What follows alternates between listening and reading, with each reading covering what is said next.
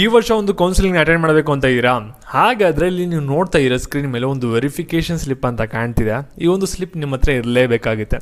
ಹಾಗಾದರೆ ನಿಮಗೆ ಈ ಒಂದು ಸ್ಲಿಪ್ ಯಾವಾಗ ಸಿಗುತ್ತೆ, ಇದರಿಂದ ಏನೇನು ಯೂಸ್ ಇದೆ ಮತ್ತು ಯಾವ ರೀತಿ ಯೂಸ್ ಮಾಡಬೇಕು, complete A to Z information ಈ ಒಂದು ವಿಡಿಯೋದಲ್ಲಿ ನಿಮಗೆ ನೀಡ್ತಾ ಇದ್ದೀನಿ. ಕಂಪ್ಲೀಟಾಗಿ ನೋಡಿ, ತುಂಬ ಇಂಪಾರ್ಟೆಂಟ್ ವಿಡಿಯೋ ನಿಮಗೆ.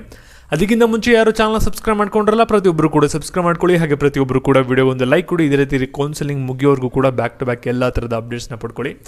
ಇವಾಗ ನಾವು ಡೈರೆಕ್ಟಾಗಿ ವಿಡಿಯೋಗಿಂತ ಮುಂಚೆ ಒಂದು ವಿಷಯ, ಇಲ್ಲಿ ಕೋರ್ಸ್ ಆಗಲೇ ಯಾರು ಬೈ ಮಾಡಿದ್ದೀರಾ, ಇಲ್ಲಿ ನಿಮಗೆ ಒಂದು ಡಿಸ್ಕಷನ್ ಗ್ರೂಪ್ ಅಂತ ಇದೆ, ಅಲ್ಲಿ ಕಮ್ಯುನಿಟಿ ಅಂತ, ಅದ್ರ ಮೇಲೆ ಕ್ಲಿಕ್ ಮಾಡಿ. ಇಲ್ಲಿ ನಿಮ್ಮ ಕ್ವಶನ್ಸ್ ಏನೇ ಇದ್ರೂ ಕೂಡ ಅಲ್ಲಿ ರೈಸ್ ಮಾಡ್ಬೋದಾಗಿರುತ್ತೆ. ಏನೇನು ಕೋರ್ಸ್ ಬೈ ಮಾಡಿರುತ್ತೆ ನಿಮಗೆ ಸಪ್ರೇಟ್ ಗ್ರೂಪ್ ಇರುತ್ತೆ, ಆಟೋಮೆಟಿಕ್ ಆಗಿದೆ ಫಾರ್ಮ್ ಆಗುತ್ತೆ.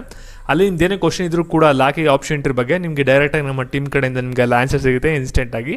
ಏನು ಕೂಡ ತಲೆ ಕೆಡಿಸ್ಕೊಳ್ಳೋಗತ್ತಿಲ್ಲ.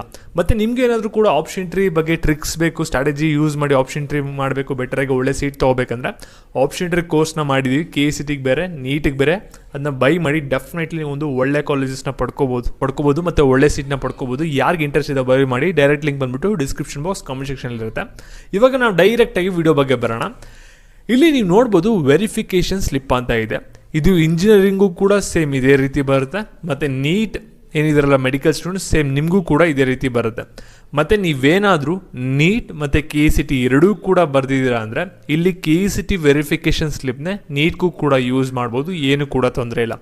ಮತ್ತು KCTಲಿ ಏನು ರಿಸರ್ವೇಷನ್ ಕ್ಲೈಮ್ ಮಾಡಿರ್ತೀರ ಸೇಮ್ ಅದೇ ರಿಸರ್ವೇಷನ್ ಬಂದ್ಬಿಟ್ಟು ನೀಟ್ಗೂ ಕೂಡ ಅಪ್ಲಿಕಬಲ್ ಆಗುತ್ತೆ.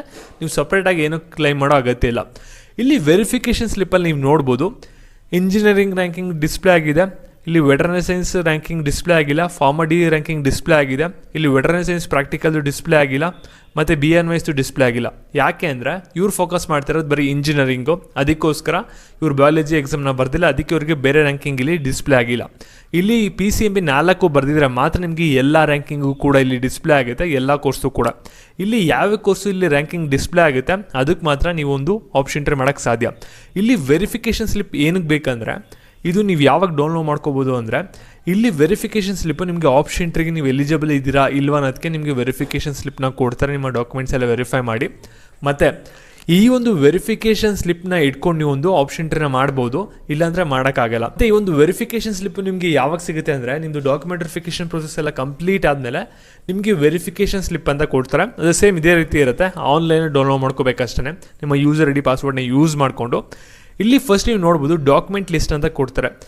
ಇಲ್ಲಿ ವೈ ಅಂತ ಇದೆಯಲ್ಲ, ಎಸ್ ಅಂದರೆ ಈ ಒಂದು ಡಾಕ್ಯುಮೆಂಟ್ಸ್ನ ನೀವು ಸಬ್ಮಿಟ್ ಮಾಡಿದ್ದೀರಾ ಅಂತ. ನಿಮ್ಮ CET ಅಡ್ಮಿಷನ್ ಟಿಕೆಟು, ಹಾಗೆ ನಿಮ್ಮ CETದು ಅಪ್ಲಿಕೇಶನ್ನು, ಮತ್ತು ನಿಮ್ಮದು ಐಡೆಂಟಿಟಿ ಪ್ರೂಫು, ಮತ್ತು ಕ್ಯಾಸ್ಟ್ ಇನ್ಕಮ್ಮು, ಮತ್ತು SSLC marks card, PUC marks card, ಮತ್ತು ನಿಮ್ಮ ಸ್ಟಡಿ ಸರ್ಟಿಫಿಕೇಟ್ ಎಲ್ಲ KAಗೆ ಸಬ್ಮಿಟ್ ಮಾಡಿದ್ದೀರಾ ಅನ್ನೋದಕ್ಕೆ ಇಲ್ಲಿ SS ಅಂತ ಬರುತ್ತೆ. ಈ ಒಂದು ಡಾಕ್ಯುಮೆಂಟ್ಸ್ ನಿಮ್ಮ ಹತ್ರ ಒರಿಜಿನಲ್ ಕೂಡ ಇರಬೇಕಾಗುತ್ತೆ. ಯಾಕೆಂದರೆ ನಿಮ್ಮ ಅಡ್ಮಿಷನ್ ಟೈಮಲ್ಲಿ ಈ ಒಂದು ಡಾಕ್ಯುಮೆಂಟ್ಸ್ ನೀವು ಒಂದು ಕಾಲೇಜ್ಗೆ ಹೋಗಿ ಕೊಡಬೇಕಾಗುತ್ತೆ. ಇದನ್ನ ಕೊಟ್ಟರೆ ನಿಮಗೆ ಅಲ್ಲಿ ಕಾಲೇಜವರು ಅಡ್ಮಿಷನ್ನ ಮಾಡಿಸ್ಕೊಳ್ಳೋದು. ನಂತರ ಇಲ್ಲಿ ನೋಡ್ಬೋದು ನಿಮ್ಮ ಕ್ಯಾಟಗರಿ ಬರುತ್ತೆ, ಮತ್ತು ಎಲಿಜಿಬಿಲಿಟಿ ಕ್ಲಾಸ್ ಬರುತ್ತೆ.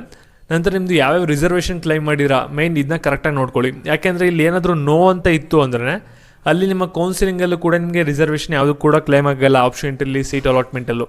ಇಲ್ಲಿ ರೂರಲ್ ಕೋಟಾ ನೋ ಇದೆ, ಕನ್ನಡ ಮೀಡಿಯಂ ಕೋಟಾ ನೋ ಇದೆ, ಹೈದರಾಬಾದ್ ಕರ್ನಾಟಕ ನೋ ಇದೆ. ಮತ್ತೆ ಇಲ್ಲಿ ನೀವು ನೋಡ್ಬೋದು SNQ ಕೋಟಾ ಮಾತ್ರ ಇಲ್ಲಿ ಎಲಿಜಿಬಲ್ ಅಂತ ಇದೆ. ಎಲಿಜಿಬಲ್ ಇದೆ ಅಂದ ತಕ್ಷಣ ಸಿಕ್ಕುತ್ತೆ ಅಂತ ಏನಿಲ್ಲ. ಟ್ರಿಕ್ನ ಯೂಸ್ ಮಾಡಿದ್ರೆ ಡೆಫಿನೆಟ್ಲಿ ವರ್ಷಕ್ಕೆ 1 ಲಕ್ಷ ಉಳಿಸ್ಬೋದು ಇಂಜಿನಿಯರಿಂಗಲ್ಲಿ SNQ ಕೋಟಾದಲ್ಲಿ. ಅದು ಕಂಪ್ಲೀಟ್ ನಿಮ್ಗೆ ಯಾವ ಕೋರ್ಸ್ ಪರ್ಚೇಸ್ ಮಾಡಿದ್ರೆ ನಿಮ್ಗೆ ಹತ್ರ ಟ್ರಿಕ್ಸ್ ಹೇಳಿದ್ದೇನೆ, ಅದನ್ನ ಯಾರ ಹತ್ರನೂ ಕೂಡ ಶೇರ್ ಮಾಡೋಕೆ ಹೋಗ್ಬಿಡಿ, ತುಂಬಾ ಸೀಕ್ರೆಟ್ ಟ್ರಿಕ್ಸ್ ಅದು. ಮತ್ತು ಇಲ್ಲಿ ಮೈನ್ ಆಗೇನಂದರೆ ಇಷ್ಟು ಕೂಡ ಅಪ್ಲಿಕೇಶನ್ ವೆರಿಫೈ ಆದಮೇಲೆ ನೀವು ಲಾಸ್ಟಲ್ಲಿ ನೀವು ನೋಡ್ಬೋದು ಸೀಕ್ರೆಟ್ ಕೀ ಅಂತ. ಈ ಒಂದು ಸೀಕ್ರೆಟ್ ಕೀ ನಿಮ್ಮ ಅಪ್ಲಿಕೇಶನ್ ಇಲ್ಲಿ ಏನು ಎಲ್ಲ ಡೀಟೇಲ್ಸು ಕೂಡ ಕರೆಕ್ಟಾಗಿದೆ ಅಂತ ಅವ್ರು ವೆರಿಫೈ ಮಾಡಿಬಿಟ್ಟು ಇಲ್ಲಿ ಸೀಕ್ರೆಟ್ ಕೀನ ಕೊಡ್ತಾರೆ. ಇಲ್ಲ ಅಂದರೆ ಸೀಕ್ರೆಟ್ ಕೀನ ಕೊಡಲ್ಲ.